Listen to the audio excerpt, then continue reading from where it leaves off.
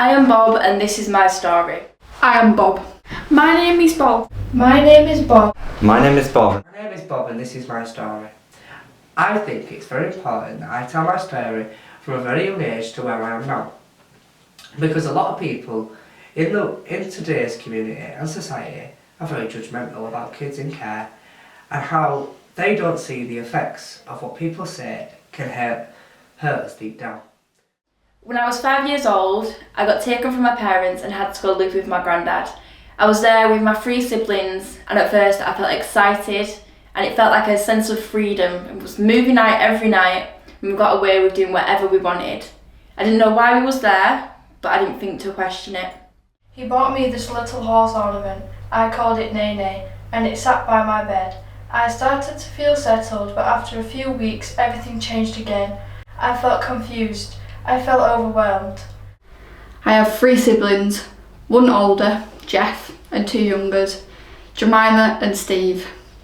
After leaving my granddad's, my 2 younger siblings got adopted. Me and Jeff went into care together. We felt abandoned, angry, lonely, overwhelmed. We went to different foster carers. They were good and we were told that we'd be there forever. We spent 4 years with them before we moved. We were infuriated, we weren't told why, we just got moved.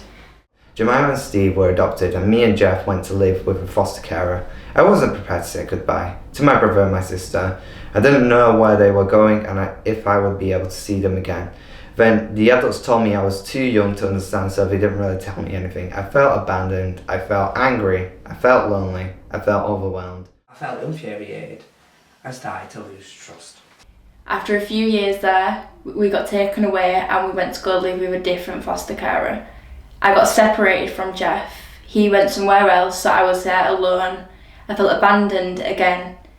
I felt overwhelmed again and lonely all again. But it wasn't home.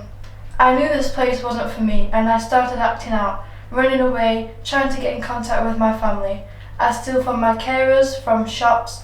I thought if I was bad enough they would send me back to my family. My carers kept trying, but all I could think was, "You're not my mum." I hadn't seen Jeff for months. I don't know where he was or what he was doing. I was left in the dark.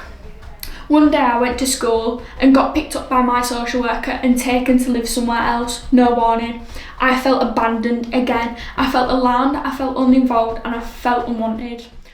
At a new house, my stuff had been moved for me. Nene was poking out the top of the box. He was the only thing I recognised. He was the only thing I could trust. At the new house, my carers showed me respect and taught me independence. It took a long time for me to trust them. I started contact with Jeff, but it was different. There were rules we hadn't had before and we were watched all the time. My social worker got me a support worker who helped me understand my feelings. They introduced me to other people who had similar lives, Andrew and Nick. He felt understood, cared for, part of a community. He begins to feel like part of the family. However, there's constant reminders like respite when they go on family holidays without them. He stayed with this family, created a strong bond, yet he never felt like he truly belonged. To stay at a friend's house, my carers would ask for background checks for their parents. It was so embarrassing. I felt like I was an outcast society. I'm 18 now. I'm excited that I'm more independent, but everything has gone by so quick.